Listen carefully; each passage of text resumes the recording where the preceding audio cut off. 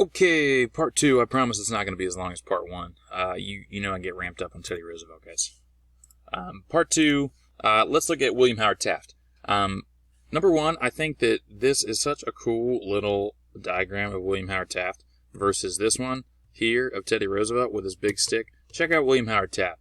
You can see that his style of diplomacy is not going to be quite as, I don't want to use the word violent, but it's not going to be as aggressive. It's not going to be as commandeering as Teddy Roosevelt's was. William Howard Taft, where Roosevelt thinks that he can just sort of muscle his way in, and rightfully so, because Roosevelt's always been that way. He was a big football player, he's a big boxer, big horseback rider, big polo player, right, military guy. Taft is not that guy. Taft is your guy that gets stuck in a bathtub. So he is going to try and solve his problems as president a little less with muscle and a little bit more with money. So we're going to call William Howard Taft's style of diplomacy dollar diplomacy. And basically that means that he's going to use money to provide incentives for countries to do what he's asking them to do, which is not a crazy, unrealistic idea, right?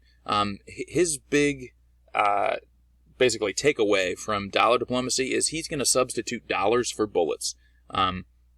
Where Roosevelt would suggest muscling his way in the Dominican Republic situation, Taft is going to say, well, instead of doing that, why don't we just replace the loans that these countries have that are European loans? Why don't we just replace them with American ones? And he says, if you give them an incentive, if you give them a reason to basically do what you're asking them to do, you're going to make a lot more friends than enemies this way. Now, I think you and I both know that there are pros and cons. There are pluses and minuses to all of these approaches. Taft's approach is different than Roosevelt's approach. It's not going to, it might not be as fast. You might have to work a little bit harder, but you're going to have to maybe not send in your military. You're probably going to lose less potential life. You might have a longer lasting relationship, and you might have a little bit more respect from the people that you are, I don't want to use the word conquering, but that you are basically annexing or extending your rule over. You might have a little bit more leeway going Taft's route than Roosevelt's. And again, his whole idea is let's just increase the economic power in that place. A great example of where this is used, again, comes from Latin America in 1911 in Nicaragua. So basically, the United States, long story short, wants to take military force. We want to take our troops and place them in Nicaragua to maintain peace, to promote democracy. That's a really fancy way of us saying there's things there that we want, and we want to make money there. And so we're going to say that we're going to, big old fat air quotes, promote democracy in a place like Nicaragua to do that. Rather than us starting conflict, Taft, he wants to basically offer Nicaragua money, because they need money at this time, from private American banks trying to promote growth there in Nicaragua. This all, and we're not going to go crazy deep into it at all, but this all, with Roosevelt and Taft and Wilson and all of our dealings with Latin America at this time, it all comes from a big, sweeping, overarching period known as the air quote banana wars in parts of Latin America. And it's basically us imperializing our way into Latin America to try and make money. But rather than us saying, hey, we're just going to place our troops here in Nicaragua, deal with it, Taft says, well, how about we provide some economic growth for you down there? How about we hook you up with some American loans at a pretty solid rate, and, we'll help you out, you help us out. And wouldn't you know, Nicaragua very readily accepts this idea, and they give us permission to send American troops in. Again, it's that idea that you're going to make some more friends being a little nicer than you are if you just force your way in there. Lastly, you got your boy Woodrow Wilson. Wilson, like Roosevelt and Taft, he is very, very, very highly educated. We talked before, Wilson is a guy who gets a degree from Princeton University. Then he goes down the street and he gets a degree from Johns Hopkins University. By the time he is a middle-aged man, he is the president at Princeton. So he's not a stranger to hard work. He is a guy who really understands the value of education, and more so, I think he understands the value of diplomacy, treating people the way that he could be the most effective and still get what he wants. Wilson's big thing is he wants to maintain peaceful relations with everybody. He's going to be this peace guy. That's why I put the little clip art of him as this like peace-loving hippie guy here. He is a guy who just wants to do his own thing and wants everybody to just kind of be at peace together, right? And he's going to have that idea in World War I as well. Wilson's style of diplomacy, we're going to call that moral diplomacy. And you might see that in other texts or in a book or something. You might also see his diplomacy referred to as missionary diplomacy. Missionary meaning, like, think of like a missionary trip, somebody who is sort of going out of their way. If you can think of that idea of like the international social Darwinism idea, or this white man's burden idea that we have a responsibility as these, I'm going to use big fat air quotes here, this responsibility as white, educated, civilized, first world people to go to these parts of the world and, I guess for lack of a better term, fix them, make them like us. That's Wilson's motivation more than anything. And he believes that the United States has a responsibility to not recognize a government that is undemocratic or not recognize a government that is oppressive to its people. Basically, any sort of government that is not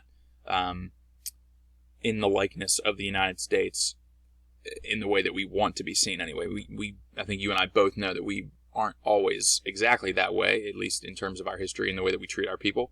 But on paper, right, the idea that all people are created equal and that people should have democratic rights that cannot be taken away.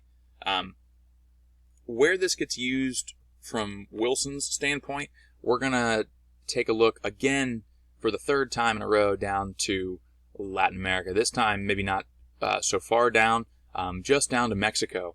And I want to paint a picture for you of Mexico at this time.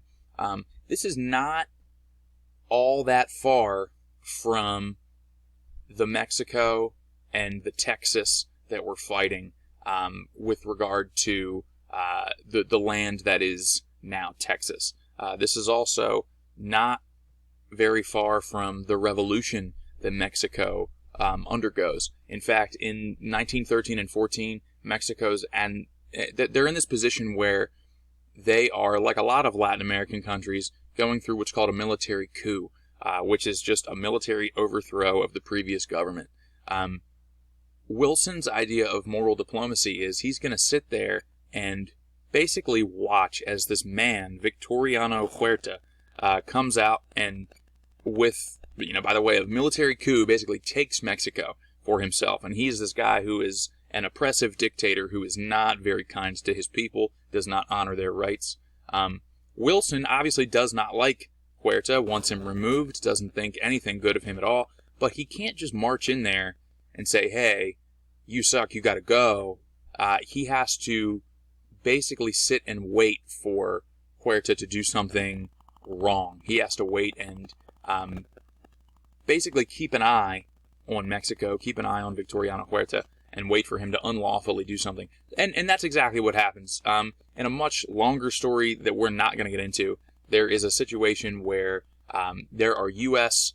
troops in Mexico at a refuel station trying to refuel ships under direction of Huerta's government.